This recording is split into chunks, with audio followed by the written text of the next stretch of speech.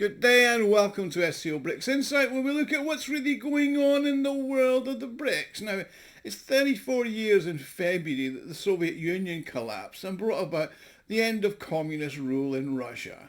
And at the time, all companies, shops and enterprise were owned and controlled by the states. And there were very few individual businesses. Since then, everything has changed, and it took time for the people to adapt, particularly during the 90s under Yeltsin, which were tough. But certainly the last 24 years have seen dramatic changes. Certainly since I encountered in March 1991 a young man selling individual bananas on the street in Moscow, the same way as you see people on the street in bars or restaurants selling roses. That was when I realised that Russia had just started on its way and its journey to be a capitalist country. Now, a recent report has stated that small and medium-sized businesses and enterprises now account for a fifth of Russia's GDP and now employ over 40% of the country's private sector workforce. A review of the results of 2024 revealed that the data on the number of small and medium-sized enterprises in the country had found that the continued steady growth in recent years. At the same time, individual entrepreneurship remains the most popular form of doing business. According to Minority Priority According, which is the latest estimate by the Institute of Economic Affairs, at the end of 2023, 31.45 million people, or 41.4% of the Russian workforce of 76 million, according to Rosta, were employed in small and medium-sized enterprises. The total income of SMEs in 2023 was 140 trillion, a 74% increase since 2019, and that is about $140 billion. Now, these indicators show a growth rate of 10 times faster than the number of SMEs from 2019 to 2023. Now, before I continue, I'd like to make an appeal. If you like and enjoy my videos, you can help me fund the channel and my website, SCOBRICSinsight.com, to further develop it. You can do this by making a small donation, which is done by clicking on the thanks button at the bottom of the video screen.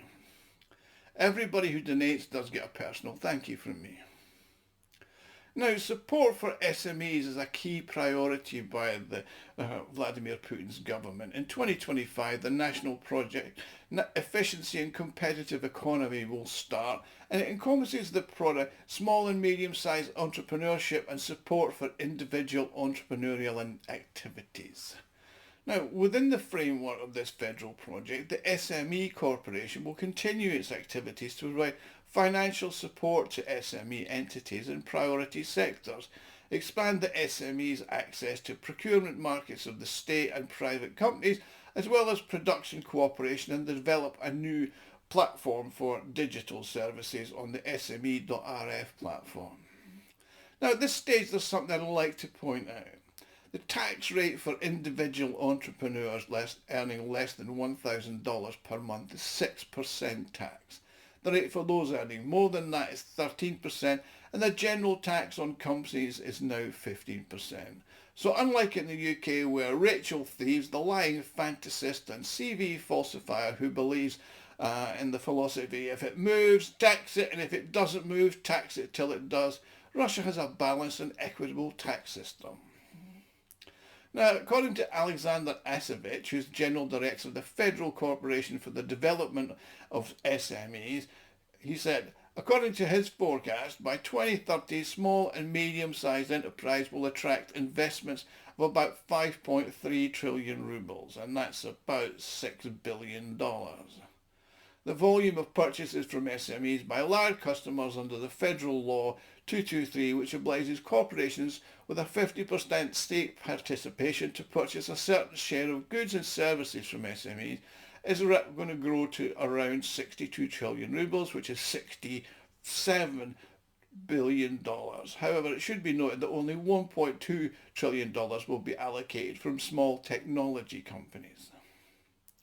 Now, for comparison, in 2023, the volume of purchases by state companies with participation under 223 law was 7.9 trillion rubles, and in 2024 it's expected to be $8 trillion.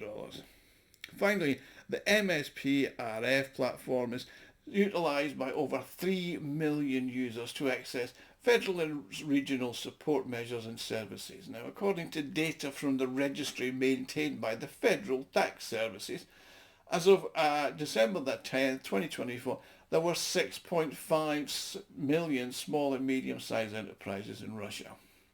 So overall, for 2024, the growth was 4.1% since December 2023, and the positive dynamics have continued for the fourth consecutive year.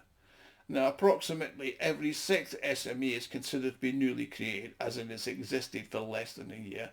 And as Evich comments that the past 2 years have been significant for Russian small and medium-sized companies, with key events influencing the sector's growth. The highlights the impact of a low base in 2022, which is associated with a slowdown in the rate of new enterprises because of the final period of the pandemic. However, since the last months of 2022, business registrations have expanded to all the new regions of the country, which entered a period of active development in 2022-23 and continue at present. The number of small and medium-sized presents in the 4 new regions of Russia have now reached 115,000 in 2024.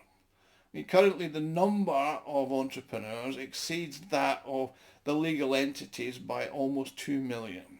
They've reached 4.3 million people compared with 2.25. Now, since December 2006, the number of individual entrepreneurs has increased by 41% to by over 3.5 million. And the number of small and medium-sized legal entities has decreased by 19% to 2.8.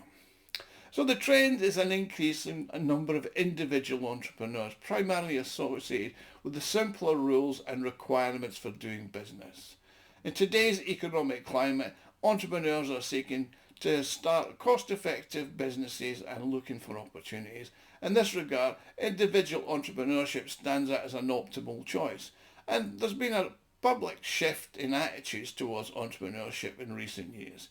Various support measures have been introduced to encourage young people to enter the entrepreneurial space, and the vast majority of SMEs, 96%, are micro-enterprises with an annual income of up to 120 million rubles and a staff size of no more than 15 people, and that's about $1 million.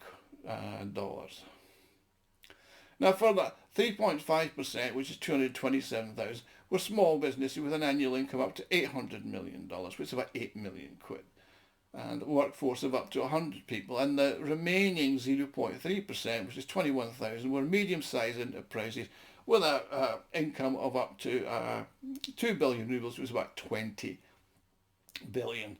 The number of employees no more than 250. However, the turning point has emerged in the trend of reducing the share of more small and medium enterprises if we look at 2024. There's a change in the structure of how they work and the increase in the number of medium and small enterprises. Their share went up from 1% to 3%. Now, there are a number of factors that figure on these results, because these outcomes are in accordance with the May decrees that was signed by Vladimir Putin in May 2024. And he said the development of the small and medium enterprise sector has become a priority for this government, with the aim of achieving qualitative growth in companies and ensuring income per employee has grown as he's put into the system. Now, the head of the SME corporation in Russia has specified that the growth of small and medium-sized enterprises should also be facilitated by the measures of this new national project and done across the board so that everybody in each of the various measures does benefit from doing this. Now, according to the Federal Data's Tax Service Register, the most popular types of activity amongst SMEs are the online retail trade, which is 21%, trucking and transport services 15%, construction 13%, rental and property management 13%, retail, food, beverages and non-specialist stores 9%.